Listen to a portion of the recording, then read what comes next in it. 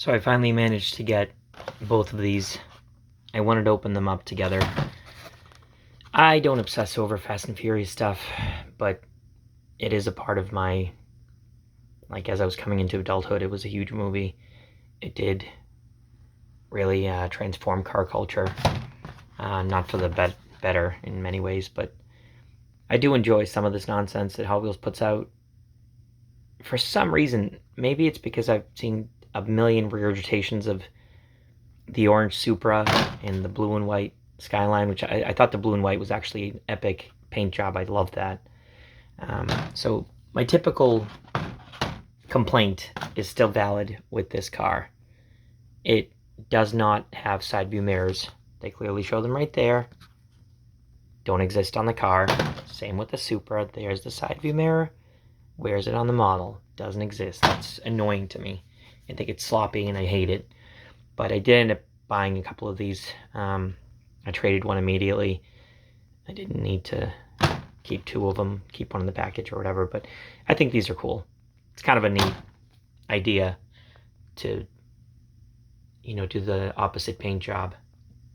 Kind of an opposites day situation, but they were released in two separate series, and it took me a while to find both, and it's been a while since I've had them. And over the course of the last few months, I keep not, like, one is in storage, then the other one's in the trunk of my Mercedes, and just go back and forth, and finally I reunited them, or actually finally had them in the same place at the same time, so let's open them up.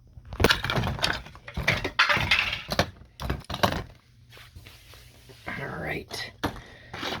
So, I mean, it's exactly what you'd expect if you're into this stuff. There's nothing amazing about these things. They're not exactly, high tier pop race level of awesome, but they're nice.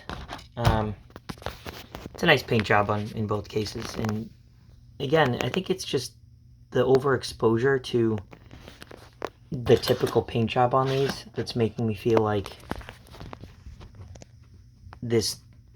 I like this color combination better, the Supra in silver and the Skyline in orange. I think that's what it is, but certainly I prefer the silver and blue in general.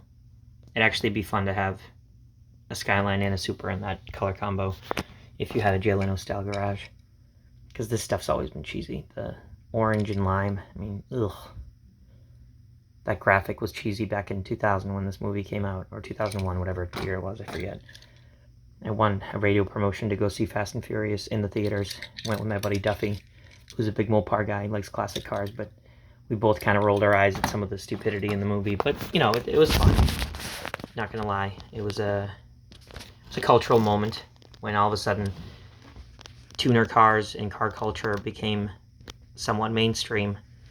And that was kind of weird, to be honest, that all of a sudden it was, coming into the mainstream. This idea of, people spending a tremendous amount of money on classic cars from Japan, or in some cases contemporary, cars from, like, fairly modern cars. I mean, it started off with the modern stuff, the tuner culture and everything else, but it did sort of transition into now you have a lot of people that I feel like Fast and Furious was their gateway to get into old Mazda RX-4s or vintage Supras or whatever it is, and I do like that. I've always liked any variation of car culture that sort of celebrates the eclectic weird cars that some people don't even know exist.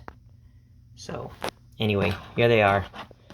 Nothing amazing, nothing new, really. They just literally swapped paint jobs with these two.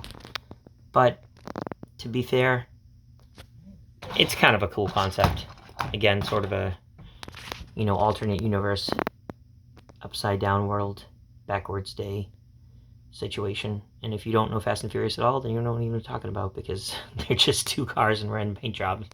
But I think at this point it's gone pretty much everybody on every corner of the world has heard of Fast and Furious and seen some of the pivotal scenes, so some of the big climactic races and all that. Anyway, enjoy. Good luck getting these, by the way. The trade nights, everybody wants a lot of money for these. I I didn't overpay for either one of them, because I have the patience of a saint when it comes to stuff like this. I don't make the money to be blowing it on random cars, because they're, you know, the flavor of the week. All right,